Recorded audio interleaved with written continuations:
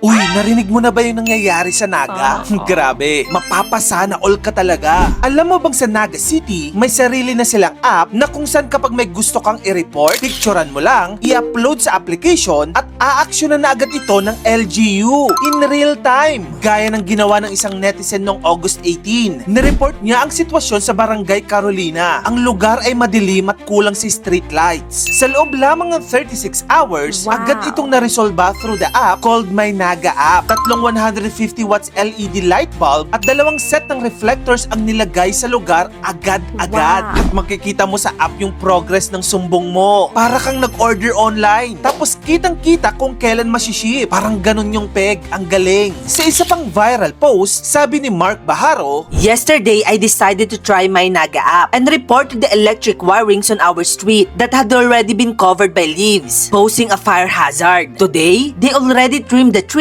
and are now clearing the leaves from the electric wirings. How about that? grabe no? Yesterday niya ni-report, kinabukasan, tapos na. Ang bilis ng response. Nakakapanibago lalo na pag nasanay ka sa Pilipinas na inaabot ng buwan ang response or no response at all. Maliban dyan, sa isa na namang video kung saan shinare ng isang empleyado ng LGU ng Naga, may napansin ng isang commenter. Sabi niya, Wait, you mean nag-time out din siya? yes, yung mayor nila na si Atty. Leni Robredo hindi exempted sa time-in time-out biometric policy ng City Hall. Sabi pa nga ng isang commenter. Sa inyo lahat yan, pa-share naman sa amin. Disclaimer lang ha, hindi ko ina-highlight si Leni Robredo dahil sa anumang kulay ng politics. We need to give credit where credit is due. Ang mga ginagawa niya ngayon sa Naga ay unprecedented at talagang commendable. Bihira na lang tayong makakita ng ganitong klaseng tao na nasa posisyon. Might as well, ikwento natin para ma-inspire yung ibang mga politiko dyan.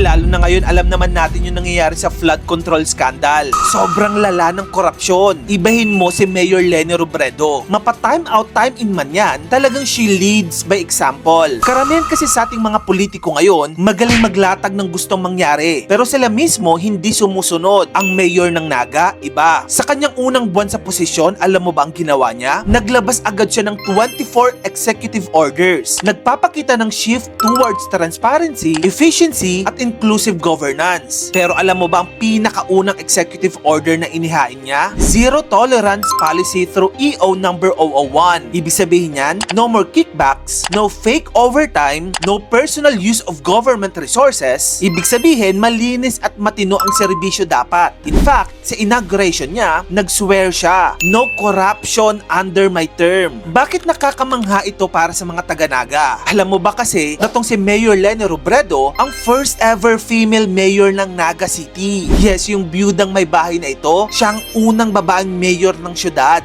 Biro mo yon? At hindi lang 2025, ayaw pakabog nitong si Mayor Leni. Exciting yung mga plano niya. Andyan ang Naga River Esplanade na talaga naman lalo magpapaganda sa syudad. Andyan din ang pagtatayo ng Metro Naga Sports Complex, pati na rin ang Jesse Robredo Coliseum, which ang magiging biggest indoor arena in Southern Luzon. Andyan din ang planong 6 na detention ponds which are intended as major flood control facilities. Ilan lamang yan sa napakaraming plano na inilatag ni Mayor Leni Robredo. Talagang ayaw pakabog. Nagulat ba ako sa ganitong performance si Leni Robredo? Hindi. Kasi kung real talk ang pag-uusapan, kahit nung congresswoman pa lang naman siya, low-key at humble na talaga siya. Hello, nagbabas yan pa uwing Bicol. At naalala ko nun, tuwing SONA, pagkatapos ng event, sa exit yan dumadaan para iwas picture. Sabi nga ng isang netizen, not a fan of Leni Robredo. But this video makes me think na baka genuine talaga siyang tao. Naalala ko lang 2 years ago, grabe yung banat sa kanya like Lugaw Queen. Pero I'm glad na unti-unti nang nakikita ng mga Pilipino ang pagiging good public servant ng babaeng ito. Sabi nga ni Gabi sa isang comment section, mayor nyo lang yan, presidente ko yan eh. Kung gusto mo pa na magganito pang klaseng content, i-follow mo na ako. Mag-subscribe ka na rin sa aking bagong YouTube channel. Yun lang, maraming salamat sa panonood mga kamagkano.